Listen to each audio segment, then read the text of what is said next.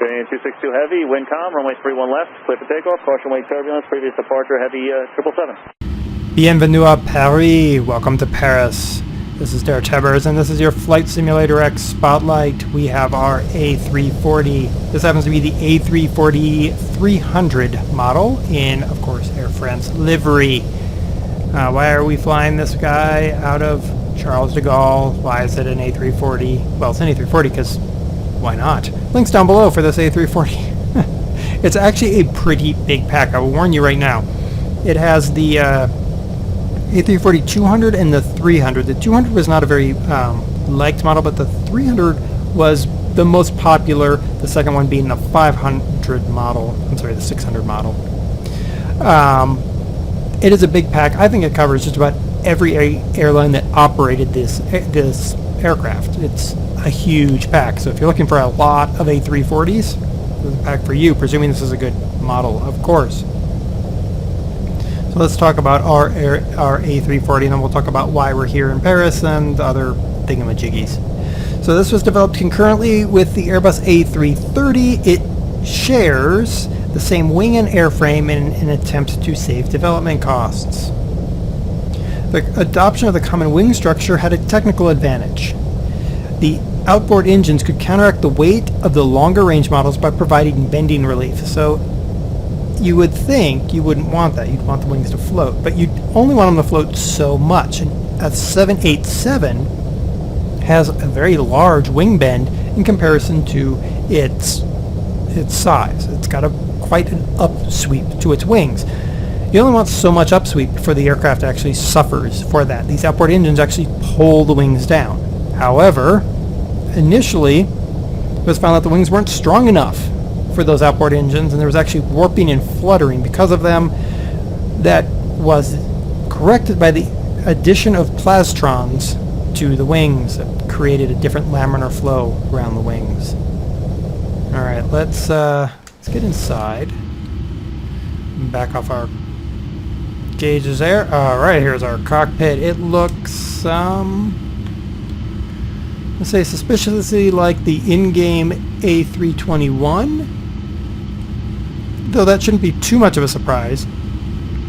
I would expect it to look extremely similar to the A321. Not exact, mind you, but, you know, whatever. Alright, let's get some flap. Where's our flaps? Are they moving? Yes, there they are. Okay, there's some flappiness. Alright, let's get in our aircraft here. Wait for the, there we go. The resolution to kick back. Alright. So, we're going to go ahead and throttle up. In this case, because we're flying a 300, I'm going to be throttling up 4 CFM 56-5Cs, producing somewhere between 31,000 and 34,000 pounds of thrust each. Now, the 500 and 600 models used Rolls-Royce Trent 500s, producing between 56 and 62,000 pounds of thrust each. So a pretty large difference there. This aircraft would carry 295 passengers in a 3-class configuration, the 300 model would. A good number of aircraft, a good number of people on board this aircraft. And I will say this much, Air France business class is really nice. The reason we're here is because me and Dots flew in a Air France A340. Come on, plane. You can take to the skies. I promise. Promise. Go. There we go. We flew in an A340 to Paris when we moved to Paris for a summer. There we go. Up into the sky. There we go. And then when we were flying back, we stayed at the hotel, the Sheraton, right there by the terminal. That was pretty nice. Anyway, okay. There's our plane. Let's get inside our plane. How are things going inside of our plane? Things are going wellish. Alright, so let's throttle her down a little bit. Yeah, there we go. Now, the Airbus Vice President for Strategic Planning, Adam Brown, is quoted as saying about the 340's design and development, North American operators were clearly in favor of a twin jet. And remember, this was going up against a 777 at the time. So American operators, North American operators, were in favor of the twin jet. Asian operators wanted a quad jet. In Europe, the opinion was split between the two. A majority of potential customers were in favor of a quad, despite the fact in certain conditions it is more costly to operate than a twin. They liked that it could be ferried with one engine out and could fly anywhere. Remember that ETOPS hadn't begun when they were designing this aircraft. And ETOPS, I made the quote, I think back in the 777, that it was engines turning or passengers swimming. That's a acronym or a style of the acronym that Cranky Flyer has done. It really means extended range twin engine operations. I like engines turning or passengers swimming so much better, so that's what I like. Okay, we're going to crash if we don't pay attention to what we're doing. Are our flaps up? They should be. Okay. During the Paris Air Show on 16 June 1993, an A340-200 that was named the World Ranger took off for a round-the-world demonstration and publicity stunt. It carried 22 people, was modified for the flight, including the addition of 5 center fuel tanks. Try not to crash, I promise. There we go. It took off at 11:58 local time. It made only one stop en route in Auckland, and arrived back in Paris 48 hours and 22 minutes later at 12:20. It set the world record for flight duration, later broken by a 777-200LR, which flew a much longer route. Well, not much, but a longer route. Okay, so while I make a valiant attempt to circle back to De Gaulle, we all know how this is going to end. Shift 1, there's our gauges up close and personal. Shift 2, there's our comm stack. 3, there's our GPS. I think that needs to go on my other screen so I can actually line up. So, that's good. Shift 4, throttle quadrant. 5, there's my engine panel. Okay, 6. Okay, 7 is a little chronometer. 8 is my fuel, engine management, and there is that. Okay. The throttler down.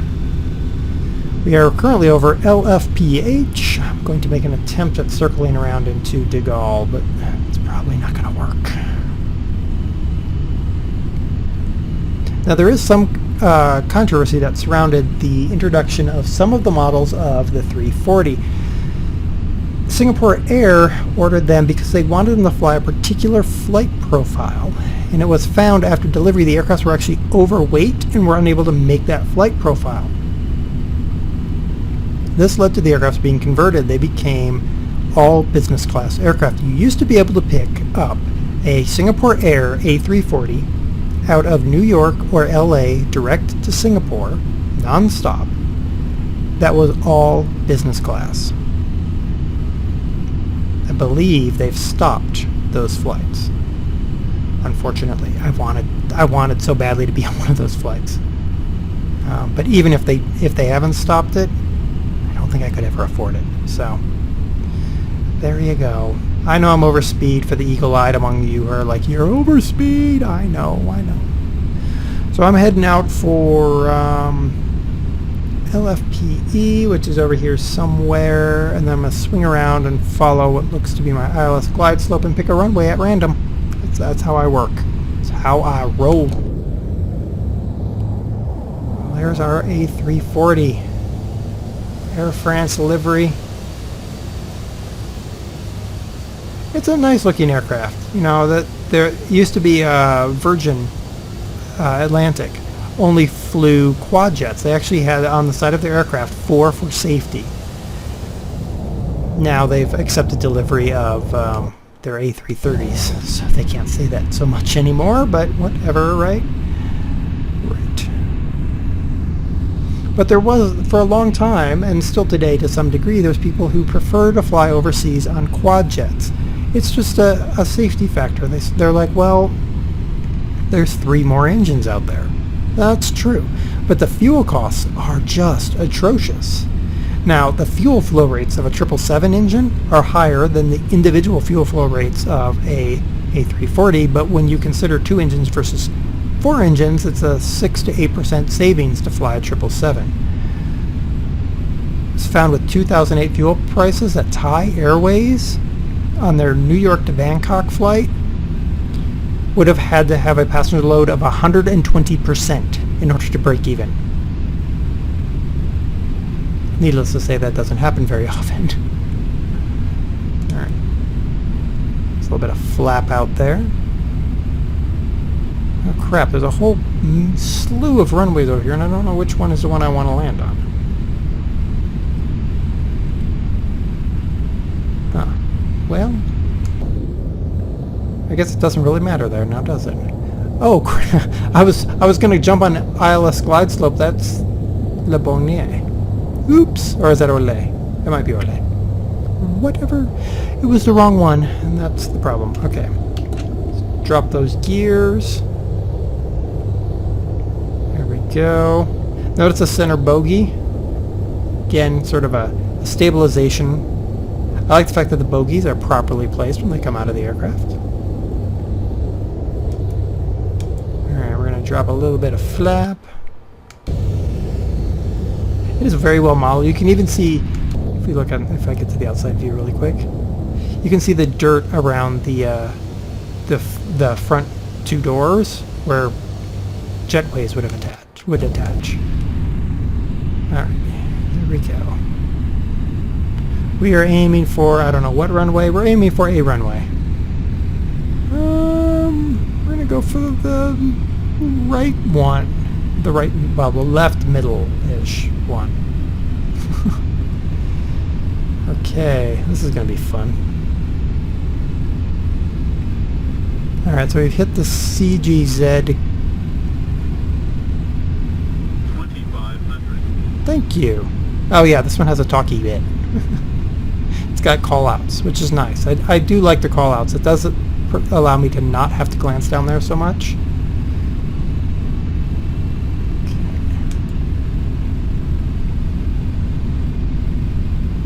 I'm above glide slope, but when am I not above glide slope, honestly? Alright, we're going to actually deploy some brakes to see the brakes. There they are right there. Just quickly. Just a dab of brakes. Just a dab of brake. Just a dab. 180. I don't think I really want to go too much lower. Yeah, we're gonna aim for about 180. So we need to throttle her up a little bit. 1000. Don't sink. 1,000. All right, don't sink. Don't sink. Yeah, I know. Don't sink. Be quiet. I technically should sink. Don't sink. It says right there by those runway lights.